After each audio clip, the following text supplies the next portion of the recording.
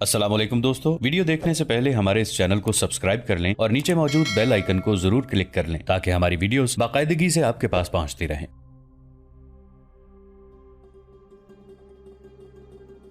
हम आज आपको बताने आए हैं कि एक दो दिनों में कुछ ना किया तो हम मुसलमानों की अतात कबूल कर लेंगे, और हम आपको ये भी बता देते हैं कि हमने मुसलमानों को पहले भी देखा है।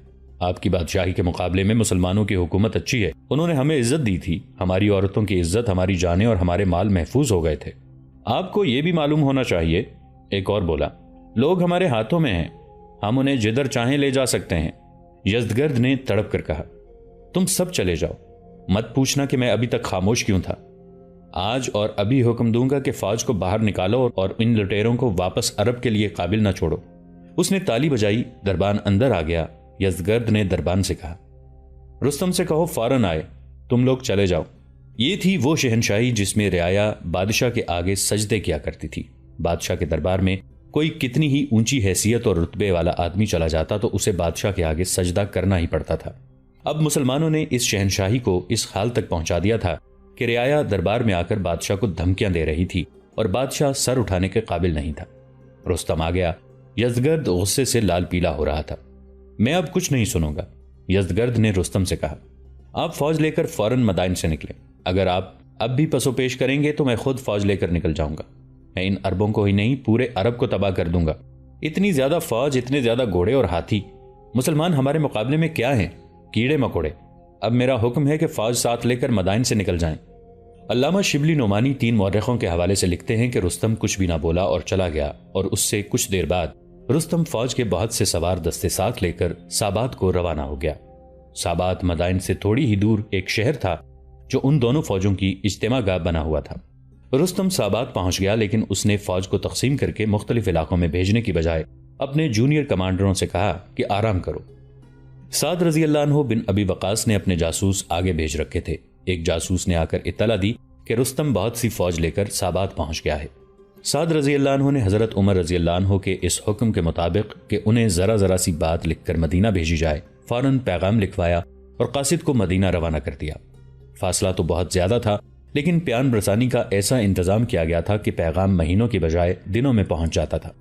पैगाम अमीरुल मोमिनीन हजरत उमर रजी अल्लाह अन्हु तक पहुंचा तो उन्होंने उसी वक्त जवाब लिखवाया कि तफसीली हिदायत दूसरे खत में दूंगा। तुम फौरी तौर पर 2 काम करो। एक ये कि कूच करो और कादसिया जाकर खैमा जन हो जाओ, जंग के लिए यही मौजूद जगह होगी।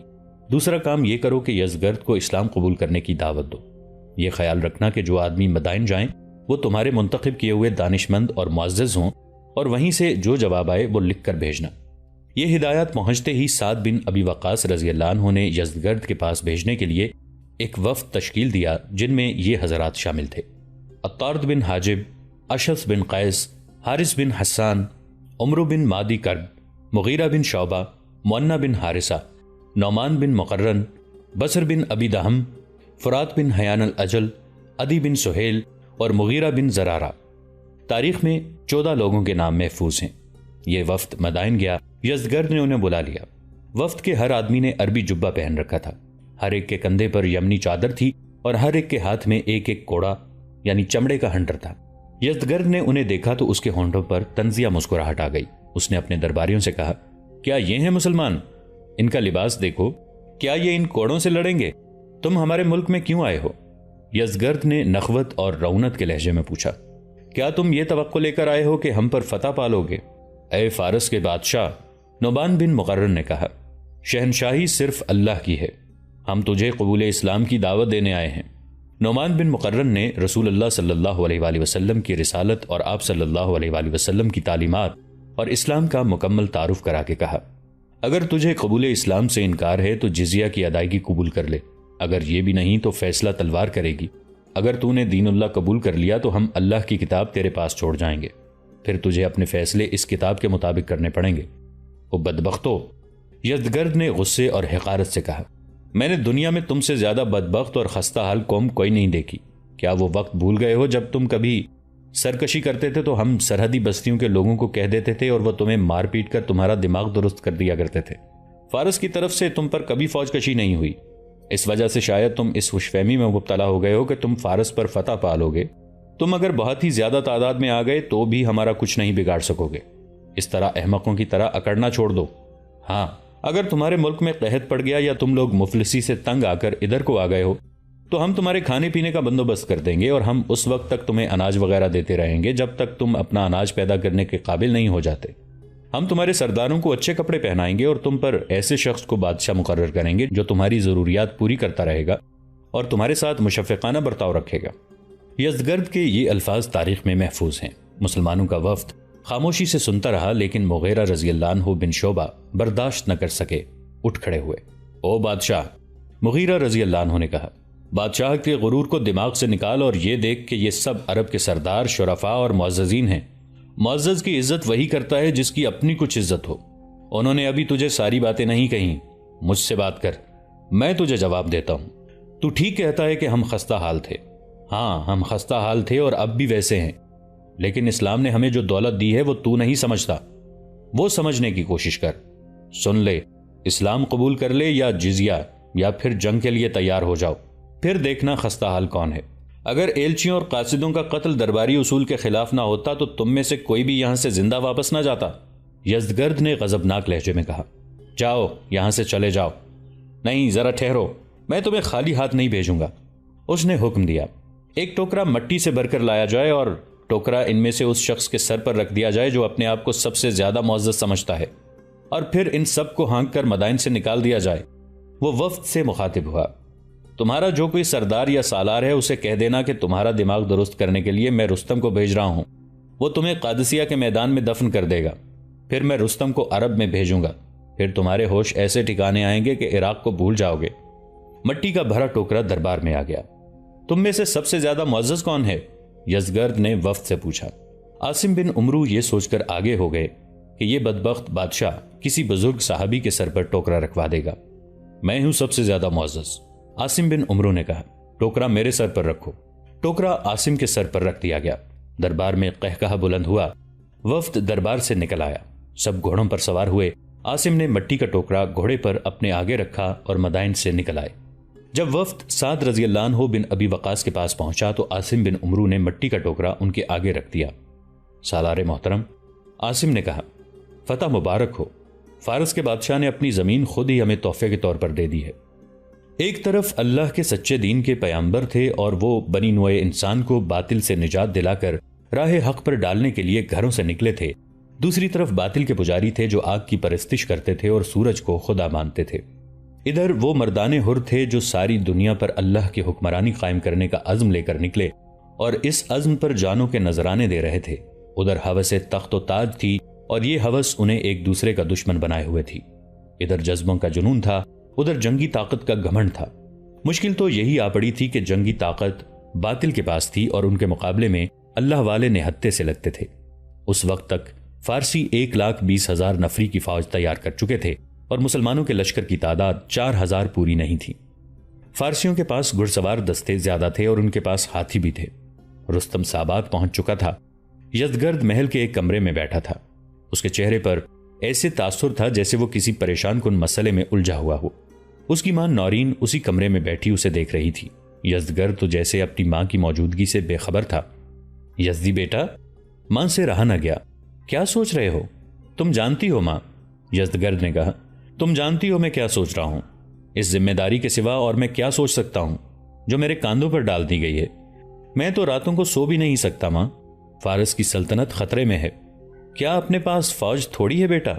نورین نے کہا، میں نے سنا ہے عربوں کی فوج بہت ہی تھوڑی ہے۔ تم اپنے آپ کو اتنا پریشان نہ رکھا کرو بیٹا۔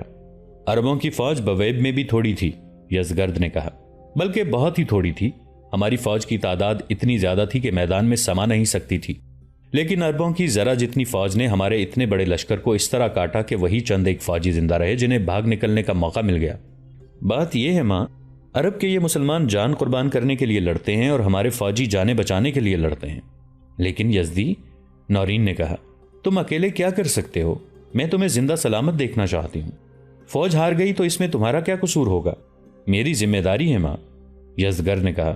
جس طرح تمہیں مجھ سے پیار ہے اسی طرح مجھے اپنے وطن سے پیار ہے۔ مت بھولو ماں، یہ میرے باپ کسرا پرویز کی سلطنت ہے، یہ میرا ورثہ ہے، یہ تمہارا ورثہ ہے۔ اس کی خاطر میرے باپ کو قتل کیا گیا تھا۔ یہ بھی سوچو کہ مجھے لوگ لائے ہیں، اگر کوئی مجھے یقین دلا دے کہ میں جان دے دوں تو سلطنت فارس ہمیشہ قائم و دائم رہے گی تو میں ابھی جان دے دوں گا۔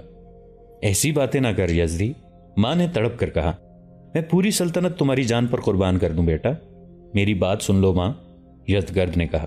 اگر مجھے زندہ رکھنا تھا تو مجھے چھپا کر ہی رکھتی، میں تمہارے پنجرے میں گمنام پڑا رہتا۔ مجھے میدان میں لے آئی ہو تو مردوں کی طرح مجھے اپنا فرض ادا کرنے دو۔ میں مر گیا تو کیا ہو جائے گا؟ فارس کی ہزارہا مائیں رو رہی ہیں، مجھے اپنے پیار کی زنجیروں میں نہ جکڑو ماں۔ میں سابات جا رہا ہوں، 2-3 دنوں تک چلا جاؤں گا۔ تم جا کر کیا کرو گے بیٹا؟ ماں نے کہا۔ رستم اور جالینوس فوج لے کر چلے گئے ہیں، پتہ چلا ہے کہ عربی مسلمان قریب آ گئے ہیں، وہاں لڑائی ہوگی۔ میں لڑنے کے لیے نہیں جا رہا ماں، یزدگرد نے جھنجھلا کر کہا۔ میں رستم اور جالینوس کے پیچھے جا رہا ہوں، مجھے رستم کی نیت ٹھیک معلوم نہیں ہوتی۔ وہ لڑائی کو ٹال رہا ہے، علم نجوم نے اسے بزدل بنا دیا ہے۔ وہ دعویٰ کرتا ہے کہ آنے والے وقت کو دیکھ سکتا ہے، میں اس کے سر پر موجود رہوں گا تو وہ کوئی حرکت اور جنگی کارروائی کرے گا۔ ماں یزدگرد کو یوں دیکھ رہی تھی جیسے وہ 21-22 سال کا جوان آدمی نہ ہو بلکہ 21-22 ماہ کا بچہ ہو، اور ماں کی نظروں سے ذرا سی دیر کے لیے بھی اوجل ہوا تو کوئی اسے اٹھا کے لے جائے گا۔ لیکن یزدگرد کا دھیان کہیں اور تھا، اس کے اعصاب پر رستم سوار تھا، اسے رستم کی طرف سے تسلی نہیں تھی۔ جس وقت یزدگرد اور اس کی ماں یہ باتیں کر رہے تھے اس وقت مدائن سے کچھ دور ایک بستی میں شیریں کے گھر میں 4 آدمی آئے بیٹھے تھے۔ شیریں نے ان کے آگے شاہانہ کھانا رکھا تھا اور ساتھ وہ شراب رکھی تھی جو کوئی بادشاہ ہی پی سکتا تھا۔ 2 نوخیز لڑکیاں حاضری میں کھڑی تھیں، یہ نوکرانیاں تھیں، انہیں خاص قسم کا لباس پہنایا گیا تھا جس سے ان لڑکیوں کے صرف نیچے کے جسم ڈھانپے ہوئے تھے۔ حسن ایسا کہ چاروں مہمان کھانے کی طرف کم اور ان لڑکیوں کی طرف زیادہ توجہ دے رہے تھے۔ وہ نوکرانیاں لگتی ہی نہیں تھیں۔ شیریں کے بجھے بجھے سے چہرے پر رونق اور ہونٹوں پر مسکراہٹ تھی۔ شیریں اپنے مہمانوں کے ساتھ راز و نیاز کی باتیں کر چکی تھی، چاروں نے سودا منظور کر لیا تھا۔ شیریں نے انہیں یہ کام بتایا تھا کہ یزدگرد کو قتل کرنا ہے، لیکن ایسے طریقے سے کہ کوئی قاتل پکڑا نہ جائے۔ اس نے ان چاروں کو جو انعام یا معاوضہ بتایا تھا اس کو وہ تصور میں بھی نہیں لا سکتے تھے۔ اس کے علاوہ اس نے انہیں ایسی ہی ایک لڑکی پیش کی تھی جیسی 2 لڑکیاں اس کی حاضری میں موجود تھیں۔ محل میں اسے قتل کرنا ممکن نہیں، ان چاروں میں سے ایک نے کہا۔ شہر کے اندر بھی یہ کام نہیں کیا جا سکتا۔ اگر یزدگرد شہر سے باہر کہیں گیا تو راستے میں چھپ کر اس پر تیر چلائے جا سکتے ہیں اور ہم غائب بھی ہو سکتے ہیں۔ ہمیں انتظار کرنا پڑے گا، دوسرے نے کہا۔ یہ کام جلدی ہونے والا نہیں، یہ تمہارا مسئلہ ہے کہ یہ کام جلدی کرو یا دیر سے، شیریں نے کہا۔ یہ بھی سوچ لو کہ وہ شہر سے باہر کہیں گیا تو اکیلا نہیں ہوگا، وہ بادشاہ ہے، اس کے ساتھ حفاظتی دستہ ہوگا۔ یہ ہم دیکھ لیں گے، ایک نے کہا۔ 2 دن ہی گزرے تھے کہ یزدگرد سابات جانے کی تیاری کر رہا تھا اور اس کی ماں اسے جانے سے روک رہی تھی۔ کچھ نہیں ہوگا ماں، یزدگرد نے نورین سے کہا۔ مجھے کچھ نہیں ہوگا، میں اب بچہ نہیں ہوں، آج نہ جاؤ، نورین نے روتے ہوئے کہا۔ 2 روز بعد چلے جانا، میں نے بہت برا خواب دیکھا ہے، خوابوں کی دنیا سے نکلو ماں، یزدگرد نے ماں کو ٹوکتے ہوئے کہا۔ فارس کی زمین میں بھی میری ماں ہے، میں نے اس ماں کی آبرو کو بچانے کی قسم کھائی ہے۔ نہیں یزدی، ماں نے لپک کر اسے بازوؤں میں جکڑ لیا۔ آج نہیں جانے دوں گی، میرا دل کہتا ہے کہ آج کچھ ہو جائے گا۔ یزدگرد جوان آدمی تھا، اس نے ایک جھٹکے سے اپنی ماں کو اپنے بازوؤں سے آزاد کرا لیا اور کسی کو بلا کر کہا کہ اس کی ماں کو یہاں سے لے جائے۔ 3-4 خادمائیں آ گئیں اور انہوں نے نورین کو پکڑ لیا۔ یزدگرد نے انہیں اشارہ کیا کہ اسے گھسیٹ کر لے جاؤ۔ یزدگرد باہر نکل کر گھوڑے پر سوار ہوا تو بھی اسے اپنی ماں کی گھٹی گھٹی چیخیں سنائی دے رہی تھیں۔ وہ ماں کو اپنے ساتھ سابات بھی لے جا سکتا تھا، لیکن اسی خطرے کے پیش نظر نہ لے گیا کہ وہ قدم قدم پر اس کے راستے کی رکاوٹ بن جائے گی۔ یزدگرد کے آگے اور پیچھے محافظ دستے کے گھڑ سوار تھے، ایک جرنیل بھی اس کے ساتھ تھا۔ وہ جب شہر سے نکل کر کچھ دور چلا گیا تو محل میں اس کی ماں آہوزاری کرتے کرتے نیم جان ہو گئی تھی۔ مجھے شہر پناہ تک پہنچا دو، نورین نے التجا کی، میں اپنے یزدی کو جاتے ہوئے دیکھنا چاہتی ہوں۔ اسے شہر کی دیوار پر لے گئے، اس نے دیکھا اس کے بیٹے کا فوجی قافلہ بہت دور جا رہا تھا، اس کے آنسو بہ رہے تھے۔ یہ تو سب جانتے تھے کہ نورین اپنے بیٹے کے متعلق بہت حساس ہے اور اسے اپنی نظروں سے اوجل نہیں ہونے دیتی، لیکن اس روز اس کی جذباتی حالت اس کے اپنے قابو میں نہیں آ رہی تھی اور وہ خود دوسروں کے ہاتھوں سے نکلی جا رہی تھی۔ وہ ماں تھی، اس کی روح اپنے اس اکلوتے اور یتیم بیٹے میں تھی۔ ماں کو تو جیسے اشارہ مل گیا تھا کہ اس کا بیٹا کسی خطرے میں جا رہا ہے اور وہ خیریت سے واپس نہیں آئے گا۔ یہ اشارہ بے بنیاد نہیں تھا۔ ان 4 آدمیوں کو جن کے ساتھ شیریں نے یزدگرد کے قتل کا سودا کیا تھا پتہ چل گیا تھا کہ یزدگرد سابات جا رہا ہے۔ شاہی محل کے کارندوں میں ان کا کوئی آدمی تھا جس نے انہیں قبل از وقت بتا دیا تھا۔ 2-4 الصبح گھڑ سواروں پر سوار ہوئے اور سابات کے راستے میں انہوں نے گھات کی ایسی موزوں جگہ تلاش کر لی جہاں سے وہ یزدگرد پر تیر چلا کر بھاگ سکتے تھے۔ یہ ایک خاصی اونچی ٹیکری تھی جو اونچی گھاس، گھنی جھاڑیوں اور درختوں سے ڈھکی ہوئی تھی۔ اس کے دامن میں ایک چشمہ تھا جس نے چھوٹی سی جھیل کی صورت اختیار کر رکھی تھی۔ اس کے سامنے والے کنارے کے ساتھ ساتھ سابات کی طرف جانے والا راستہ گزرتا تھا۔ ٹیکری کے پیچھے پہاڑی تھی۔ اس کے اور ٹیکری کے درمیان اتنا فاصلہ تھا کہ 3-4 گھوڑے ٹیکری اور پہاڑی کے درمیان سے گزر سکتے تھے۔ پہاڑی میں ایک جگہ کٹاؤ تھا جس میں سے گزرا جا سکتا تھا۔ ان 4 آدمیوں نے گھات لگائی تھی۔ گھوڑے ٹیکری کے پیچھے کھڑے تھے۔ کرائے کے ان 4 قاتلوں میں سے 2 کے پاس کمانیں تھیں۔ وہ ایسی جگہ بیٹھ گئے تھے جہاں سے وہ اچھی طرح سامنے دیکھ سکتے تھے اور ادھر سے یہ کسی کو نظر نہیں آتے تھے۔ ان کے استاد نے انہیں بتایا تھا کہ یزدگرد پر بیک وقت 2 تیر چلانا اور کمانوں سے تیر نکلتے ہی ٹیکری کے پیچھے چھپ کر گھوڑوں پر سوار ہونا اور گھوڑے دوڑا کر پیچھے والی پہاڑی کے کٹاؤ میں نکل جانا۔ اس تجربہ کار آدمی نے کہا تھا کہ یزدگرد کو تیر لگیں گے تو اس کے ساتھی اور محافظ بوکھلا جائیں گے۔ کچھ دیر کے لیے سب کی توجہ یزدگرد پر مرکوز ہو جائے گی۔ تعقب کا خیال انہیں تھوڑی دیر کے بعد آئے گا اور اتنے وقت میں تم دور پہنچ چکے ہوگے۔ یہ چاروں یزدگرد سے بہت پہلے مدائن سے نکل آئے اور انہوں نے رفتار بھی تیز رکھی تھی، اس لیے انہیں یزدگرد کا خاصا زیادہ انتظار کرنا پڑا۔ آخر ان کا شکار انہیں آتا دکھائی دینے لگا۔ جب یہ قافلہ چشمے کے قریب آیا تو یزدگرد نے حکم دیا کہ جو لوگ پانی پینا چاہیں پی لیں اور گھوڑوں کو بھی پانی پلا لیا جائے۔ قافلہ رک گیا اور سب گھوڑوں سے اتر آئے۔ یزدگرد کی ماں مدائن میں تڑپ رہی تھی۔ اس کی خادمائیں اسے بہلا بہلا کر تھک گئیں تو انہوں نے 2-3 جرنیلوں کی بیویوں کو اطلاع دی۔ وہ دوڑی گئیں اور یزدگرد کی ماں کو تسلیاں دینے لگیں، لیکن ماں پر تو جیسے نزع کا عالم طاری ہو گیا تھا۔ وہ اکلوتا اور یتیم بیٹا جس کے لیے ماں تڑپ تڑپ کر بے حال ہوئی جا رہی تھی، وہ بیک وقت 2 تیر اندازوں کی شست میں آ گیا تھا۔ وہ گھوڑے سے اتر کر چشمے کے کنارے کھڑا ہو گیا تھا۔ چشمے کا پانی اتنا شفاف تھا کہ جھیل کی تہ بھی دکھائی دے رہی تھی۔ تیر اندازوں نے کمانوں میں تیر ڈال لیے تھے اور کمانیں کھینچ رہی تھیں۔ یزدگرد نے اس طرف دیکھا۔ اسے قدرت کا یہ حسن اچھا لگا ہوگا۔ اسے بتانے والا کوئی نہ تھا کہ یہ موت کا حسن ہے اور اس کی زندگی 1-2 لمحے ہی رہ گئی ہے۔ ان 1-2 لمحوں میں ایک کمان کی پنک سنائی تھی۔ کمان سے تیر نکلا، لیکن اس تیر کا رخ یزدگرد کی طرف نہیں بلکہ ان دونوں تیر اندازوں میں سے ایک کی طرف تھا۔ وہ تیر انداز یزدگرد کو شست میں لے چکا تھا، لیکن یزدگرد وہاں سے ہٹ کر چل پڑا۔ کمان سے نکلا ہوا تیر تیر انداز کے پہلو کی طرف سے آ رہا تھا۔ تیر ایک طرف سے اس کی شہرگ میں داخل ہوا اور آدھی لمبائی تک دوسری طرف نکل کر وہیں رک گیا۔ تیر انداز کے حلق سے خراٹا نکلا اور اس کے ہاتھ سے کمان گر پڑی۔ تیر جو اس نے کمان میں ڈالا ہوا تھا وہ بھی ہاتھ سے چھوٹ گیا۔ دوسرے تیر انداز نے اپنے ساتھی کو دیکھا تو اس نے کمان نیچے کی اور وہاں سے بھاگ اٹھا۔ اس کے 2 اور ساتھی ٹیکری کے نیچے کھڑے تھے۔ وہ سمجھے کہ ان کے تیر انداز ساتھی اپنا کام کر رہے ہیں۔ وہ کود کر گھوڑوں پر سوار ہوئے اور ایڑ لگا دی۔ ذرا سی دیر میں وہ پچھلی پہاڑی میں سے گزر گئے۔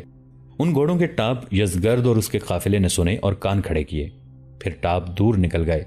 تیسرا گھڑ سوار بھی بھاگ گیا۔ چوتھا ٹیکری کے اوپر ہی پڑا رہ گیا۔ ٹیکری کے اوپر 2 آدمی اونچی گھاس اور جھاڑیوں میں چھپتے تیر انداز تک پہنچے۔ وہ اب تک تڑپ رہا تھا اور اس کی شہرگ سے خون کا فوارہ جاری تھا۔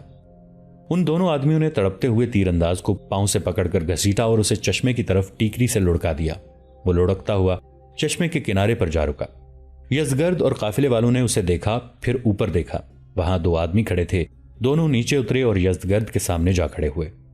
ساران، یزدگرد نے ان میں سے ایک کو پہچان کر پوچھا، تم یہاں کیسے؟ یہ کیا ہے؟ کون ہے یہ؟ ساران وہ شخص تھا جو یزدگرد کی ماں نورین کے پاس گیا اور اسے بڑی مشکل سے قائل کیا تھا کہ وہ یزدگرد کو مدائن لائے، کیونکہ تمام سرکردہ لوگ اسے تخت پر بٹھانا چاہتے ہیں۔ ماں ڈرتی تھی کہ فارس کا تخت اپنے بہت سے وارثوں کا خون پی چکا ہے اور وہ اپنے بیٹے کو قتل نہیں کرانا چاہتی۔ ساران نے یزدگرد کی جان کی حفاظت کی ذمہ داری اپنے سر لی تھی۔ یزدگرد نے بھی ماں سے کہا تھا کہ اگر لوگ چاہتے ہیں تو وہ اپنے باپ کی سلطنت کی سلامتی کے لیے مدائن جائے گا۔ تاریخ جو قرائن پیش کرتی ہے ان سے یہ حقیقت سامنے آتی ہے کہ نورین خسرو پرویز کی بیویوں میں سے ایک تھی، لیکن یزدگرد ساران کا بیٹا تھا۔ یہ قرائن پہلے تفصیل سے سنائے جا چکے ہیں۔ اب یزدگرد ساران کو ایک آدمی کے ساتھ مدائن سے دور ایک چشمے پر دیکھ رہا تھا اور ایک آدمی تیر شہرگ میں اترا ہوا ٹیکری سے لڑکتا نیچے آیا۔ ساران یزدگرد کو الگ لے گیا۔ دوستو، آج کے لیے اتنا ہی۔ اسی کہانی کی اگلی قسط کے ساتھ بہت جلد حاضر ہوں گے۔ نیچے کامنٹ سیکشن میں اپنی رائے کا اظہار ضرور کیجیے گا۔ ہمارے اس چینل کو سبسکرائب کر کے نیچے موجود بیل آئیکن کو بھی ضرور کلک کیجیے گا۔ اگلی ملاقات تک کے لیے ہمارا اور آپ کا اللہ نگہبان۔